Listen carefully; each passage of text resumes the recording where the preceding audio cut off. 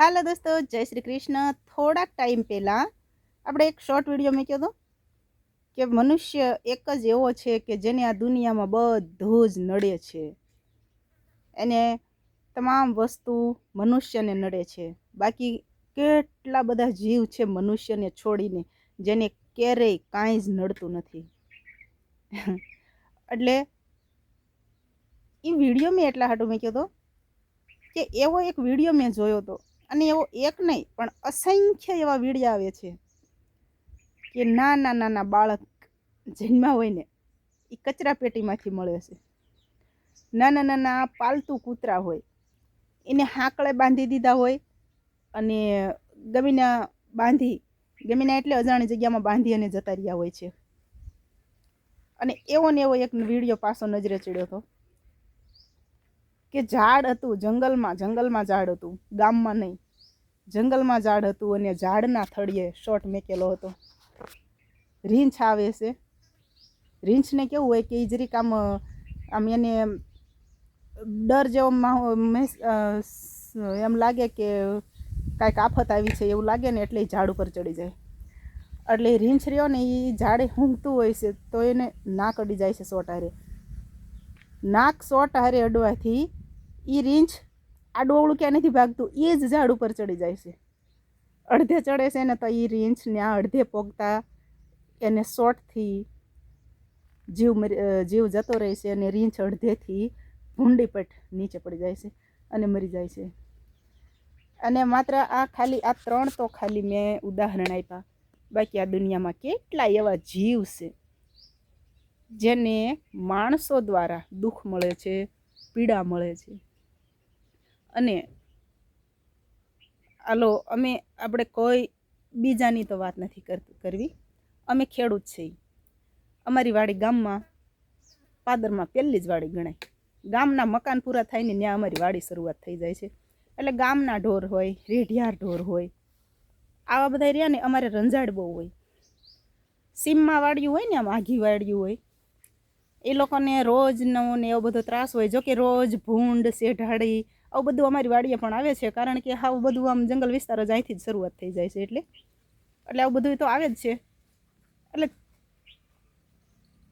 અમને તો આપણે કોઈ મોટી વાત નથી કરતા કે અમે કાંઈક સેવી એવું સારું દેખાવા હાટું વાત નથી કરતા, પણ અમે 2 જણા શરૂમાં જ્યારે અમારા લગ્ન થયા ને ત્યારે અમને એવું થતું હતું કે ઓહો આટલો બધી રંજાડી એમ.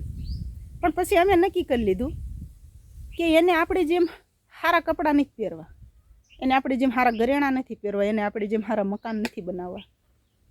એને તો માત્ર ખાલી ખાવાનું જ છે, ખાઈને વયા જાય છે.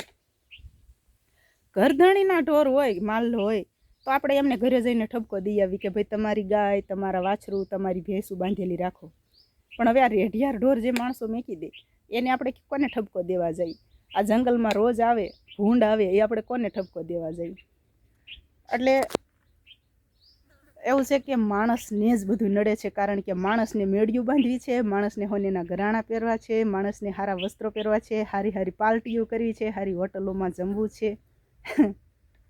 અને એટલે જ માણસને બધું નડે છે. બાકી માણસને છોડીને કોઈ પણ જીવને કાંઈ નડતું નથી. અને માણસ હત્યા કરવા સુધી પાછો વળીને નથી જોતો. હવે એ રીંછ રહ્યો ઉપર ચડી, શોર્ટ લાગ્યો એટલે ઉપર ચડીને એ પડીને મરી ગયો. મૂળ તો એ હત્યા જ કરી ગણાય ને. રીંછની હત્યા જ એક જાતની કરી ગણાય. અને આ બધા મેં ખાલી વિડીયા જોયેલા છે. ભાઈ આપણે રૂબરૂમાં કાંઈ જોયેલું નથી. આ યુટ્યુબમાં આવું બધું આવે અને આપણે રીલ્સ જોતા અમુક આવી રીલ્સ નજર સામે આવી જાય ને તો એવો વિચાર આવે કે મારું બેટું માણસને જ બધું નડે છે. કૂતરા માણસને નડે, ઢોર માણસને નડે, તમામ જીવ માણસને નડે. અમુક આપણે કેટલા લગભગ 1-1.5 વર્ષ જેવું કે એથી વધારે સમય થયો હોય તો એના બહુ યાદ નથી રહ્યું, પણ હાથીને બોમ્બ ગોળો ખવરાય, મોઢામાં બોમ્બ ફૂટે છે. અને હાથી કેટલી હાથાણી હોય છે, એના પેટમાં બચ્ચું હોય છે, એ હાથાણી કેટલી બધી હેરાન થઈને છેવટે મરી જાય છે. એટલે આવા કરતું છે ને માણસ જ કરી શકે. એટલે માણસને ભગવાને જેટલો સમજદાર બનાવ્યો ને, માણસ એટલો જ વિપરીત દિશામાં જ હાલ્યો, અને દરેક જીવને માણસ નડ્યો. એટલે એમ થાય કે ભગવાન તે બધું બનાવ્યું, તો આ માણસને તારે આટલી બુદ્ધિ નથી આપવી.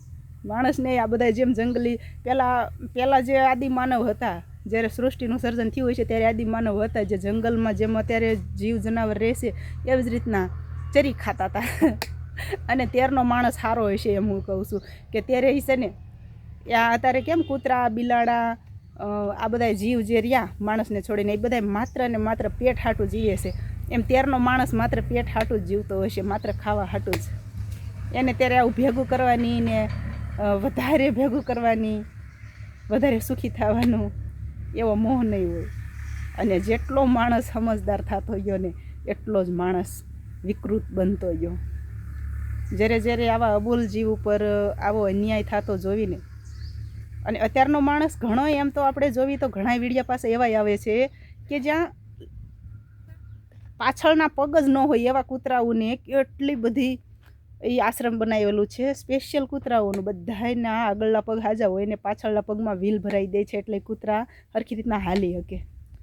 એટલે આવા હારા આપણે બધા વિડીયા જોઈશી, કારણ કે જેમ દાતાર ઘણાય છે એ બધા હારા આશ્રમો ખોલી અને ગાયું બળદ આવા બધાના અબલ જીવના સેવા કરતા હોય છે.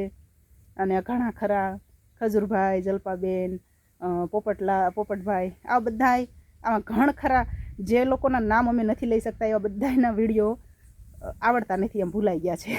એવા બધા સેવાભાવી માણસોના વિડીયો અમે જોતા હોઈએ છીએ ત્યારે બહુ સારું લાગે એમ કે નાના આજનો માણસ આટલું દયાવાન છે એમ. નહીંતર જ્યારે આવા જીવને અબલ જીવને માણસ દ્વારા હેરાન થતા જોઈને ત્યારે માણસ ઉપર થોડુંક એમ થાય કે આવો માણસ શું લેવા ભગવાને બનાવ્યો હોય છે. સ્વાર્થ માટે કાંઈ પણ કરવા તૈયાર થઈ જાય. એટલે જો બને ત્યાં સુધી આપણે અબોલ જીવને આપણે ન નડવી, બસ એટલું ધ્યાન રાખવાનું. જય શ્રી કૃષ્ણ. ખુશ રહેજો.